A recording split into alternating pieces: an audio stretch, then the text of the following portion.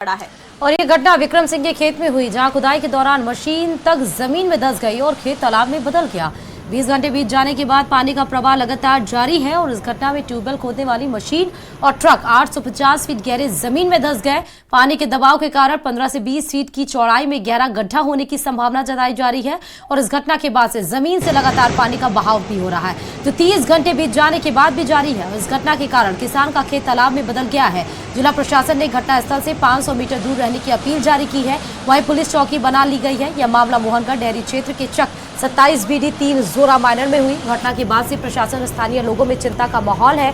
दरअसल मोहनगढ़ में यह घटना तब हुई जब खेत में ट्यूबवेल की खुदाई 800 फीट तक पहुंची। जैसे ही पाइप निकाले जा रहे थे, जमीन से पानी अपने आप ऊपर उठने लगा। पानी इतनी तेजी से निकला कि आसपास के खेत पानी में डूब गए। हजारों गैलन पानी खेत में जमा हो गया और खेत एक तालाब में तब्दील हो गया।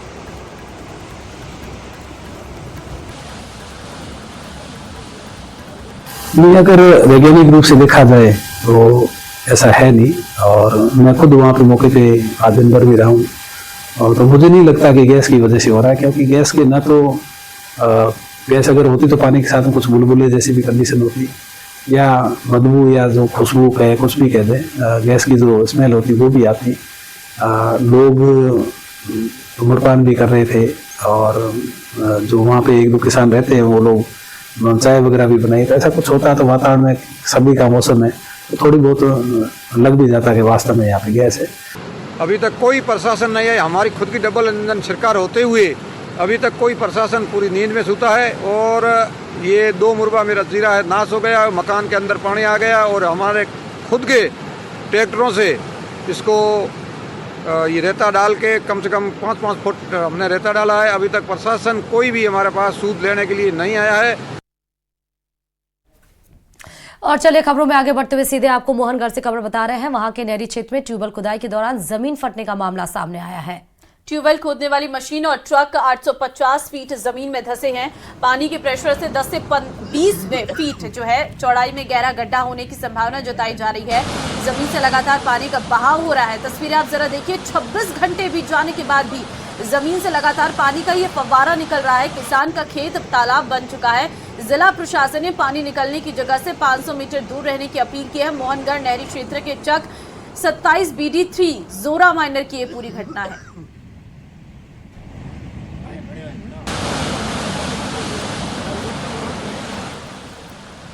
तो वहीं दौसा में न्यूज 18 की खबर का असर हुआ है। भांकरोटा हादसे के बाद NH 21 पर भी अनेक जगह पर अवैध कट है और लीगल कटों पर मापदंडों की कमी को लेकर न्यूज 18 ने खबर प्रसारित की थी और उसके बाद से कलेक्टर देवेंद्र कुमार ने NHAI के अधिकारियों की बैठक भी ली। बैठक के बाद में फील्ड विजिट के लिए भी निकले और इस दौरान कलेक्टर सहित PWD, NHAI, ट्रैफिक पुलिस के अधिकारी NH 21 पर अवैध कट और ब्लैक स्पॉट का निरीक्षण किया। कलेक्टर ने NHAI के अधिकारियों को अवैध कट बंद करने और ब्लैक स्पॉट पर सतर्कता से जरूरी कदम उठाने के निर्देश दिए। साथ ही डीएम ने निर्माणाधीन जयपुर बांदीकुई एक्सप्रेस वे का भी दौरा किया है।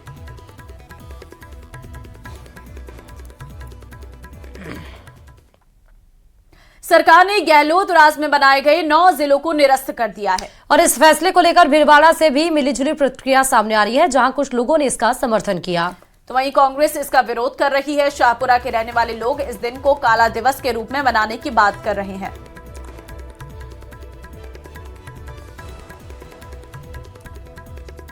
तो गहलोत सरकार के समय बनाए गए पिछली कांग्रेस सरकार गहलोत सरकार की अपरिपक्व नीति के कारण बिना जनमानस को समझे, ना लोगों की जनसंवाद किया, ना आम जनता से कोई राय ली, केवल खोखी घोषणा करते हुए, थोथी घोषणा करते हुए अपने लोगों को ये बताने के लिए कि मैंने ये कर दिया, बिना सोचे समझे उन्होंने ये जो फैसला लिया था। तो उस समय भी आम जन ने बहुत विरोध किया था। फिर भी गहलोत सरकार ने उसको दरकिनार करते हुए तो भारतीय जनता पार्टी ने चुनाव के समय कहा था, आम जनता को कहा था कि हम इसका पुनर्सीमांकन करेंगे और जो जनता की जो राय होगी उस राय को हम आगे बढ़ाएंगे। उसी के तहत भारतीय जनता पार्टी की वजनलाल जी सरकार ने निर्णय लिया है। और इधर प्रदेश सरकार ने 9 जिले और 3 नए संभागों को निरस्त करने के बाद सियासी हलचल भी तेज हो गई है। बीजेपी नेता राजेंद्र राठौर ने सरकार के फैसले का स्वागत किया तो वहीं डोटासरा के उस वक्त पर पलटवार किया है और राठौर ने कहा है कि गहलोत सरकार ने राजनीतिक लाभ के लिए ये घोषणा की थी।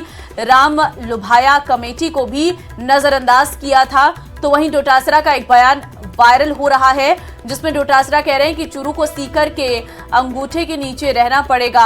उस बयान पर भी पलटवार किया। सरकार का निर्णय विवेकपूर्ण निर्णय। गहलोत सरकार ने अपने आखिरी समय काल में आखिरी विधानसभा के आखिरी सत्र के आखिरी दिन आनंद फानन में बिना किसी प्रशासनिक प्रतिवेदन के, बिना किसी कमेटी के रिपोर्ट के, पूर्व में बनी राम लिवाया कमेटी को नजरअंदाज करके एक साथ राजनीतिक लाभ के लिए कई जिलों के और 3 संभागों की घोषणा कर डाली। अनूपगढ़ जिले को भाजपा सरकार की ओर से निरस्त करने के फैसले को श्रीगंगानगर सांसद कुलदीप इंदौरा ने जन भावनाओं के साथ खिलवाड़ बताया है। कुलदीप इंदौरा ने कहा कि अनूपगढ़ का जिला बने रहना सामरिक और भौगोलिक दृष्टि से अति आवश्यक था। ऐसे में सरकार ने राजनीतिक भावना के साथ अनूपगढ़ से जिले का दर्जा छीन लिया है। सांसद कुलदीप इंदौरा ने सरकार से फैसले पर पुनर्विचार की मांग रखी है। जिला निरस्त करने को लेकर सांसद कुलदीप इंदौरा से बातचीत की हमारे संवाददाता अशोक कुमार शर्मा ने।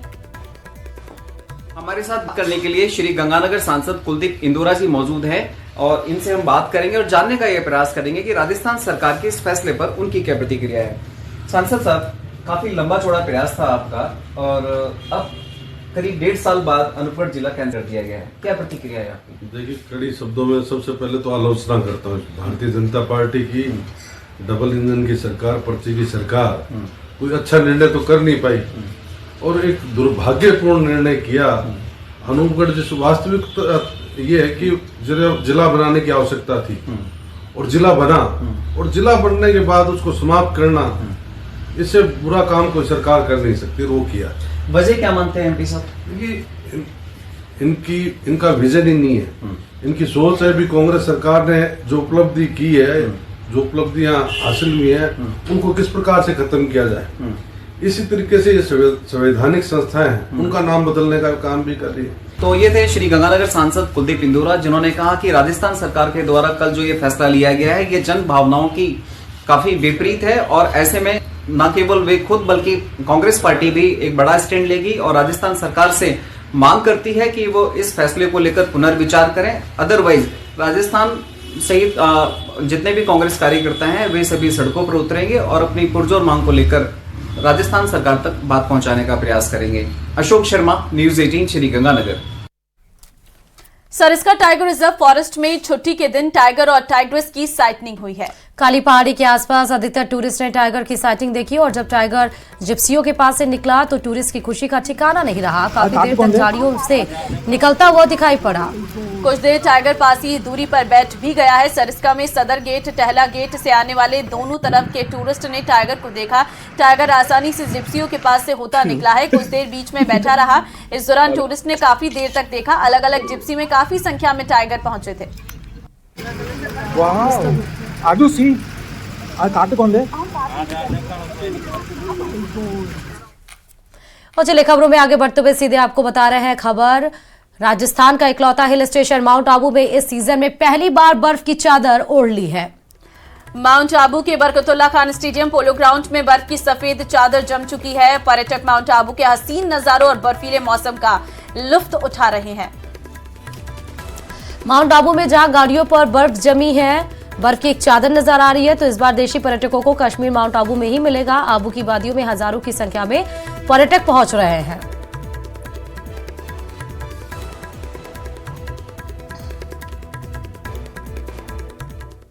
આબુમાં ખરેખર બહુ જ સરસ વાતાવરણ હોય છે અને અત્યારે તો આ જાણે કે આખું બરફની ચાદર ઓઢી દીધી હોય આબુ એવું લાગે છે। બહુ જ સરસ ઠંડી છે, બહુ જ મજા આવી રહી છે અમને, અમે બહુ જ એન્જોય કરી રહ્યા છે। અને બસ આ તમે જોઈ શકો છો કે આખા મેદાનમાં બરફની સફેદ ચાદર પથરાઈ ગઈ છે। એટલું સરસ વાતાવરણ લાગે છે, તમને એવું ફિલિંગ થાય છે કે ભાઈ અમે સ્વિટ્ઝરલેન્ડ આવી ગયા છે। ચારો તરફ બસ બરફ બરફ અને બરફ જ દેખાઈ રહી છે। આખા આબુમાં અત્યારે અમે પોલો ગ્રાઉન્ડમાં ઊભા છે। પોલો ગ્રાઉન્ડમાં અત્યારે અમને એવું લાગી રહ્યું છે કે કાશ્મીરમાં આવી ગયા હોય ને એવું અમને વાતાવરણ લાગી રહ્યું છે અને સ્વિટ્ઝરલેન્ડ કરતાં પણ સારું વાતાવરણ અમને અહીંયા પોલો ગ્રાઉન્ડમાં મહેસૂસ થઈ રહ્યું છે અને ઘણું સારું લાગે છે। અહીંયા આબુમાં બહુ સરસ વાતાવરણ અને ઠંડીનો માહોલ એકદમ જબરજસ્ત છે।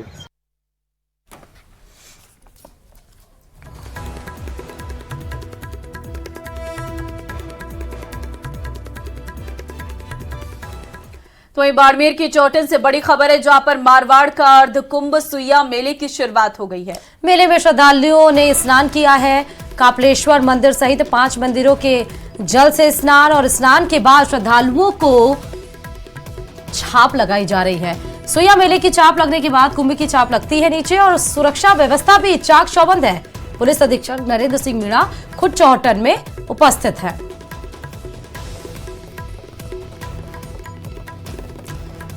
तो सुइया मेले की शुरुआत हो चुकी है और सुइया मेले की शुरुआत होते ही स्नान भी श्रद्धालुओं ने किए हैं और ये भी बताया जा रहा है स्नान के बाद छाप भी लगाई जाती है और इसीलिए भारी तादाद में वहां पर श्रद्धालु पहुंचे हैं और सुरक्षा व्यवस्था चाक चौबंद है। ये भी बताया जा रहा है कि पुलिस अधीक्षक नरेंद्र सिंह मीणा खुद चौहटन में उपस्थित है।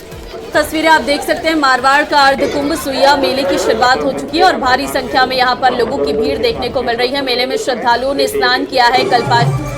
कपालेश्वर मंदिर सहित 5 मंदिरों के जल से स्नान किया गया है। मारवाड़ का अर्धकुंभ सुइया मेले की शुरुआत यहां पर की गई है। पुलिस अधीक्षक नरेंद्र सिंह मीणा खुद चौहटन में स्थित है और काफी संख्या में यहां पर लोग आ रहे हैं, मेले का आनंद ले रहे हैं। आप तस्वीरें देख सकते हैं, अर्धकुंभ सुइया मेला ये है जिसकी शुरुआत हो चुकी है और मेले में दूर दूर से लोग आ रहे हैं।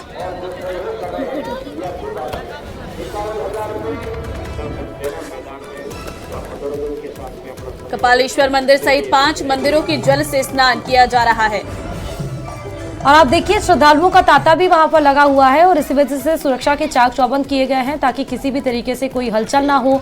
और क्योंकि मेला है तो मेले में बड़ी तादाद भी होती है, कोई किसी प्रकार की वहां पर अड़चन ना आए, इसलिए वहां पर सुरक्षा व्यवस्था भी चाक चौबंद है।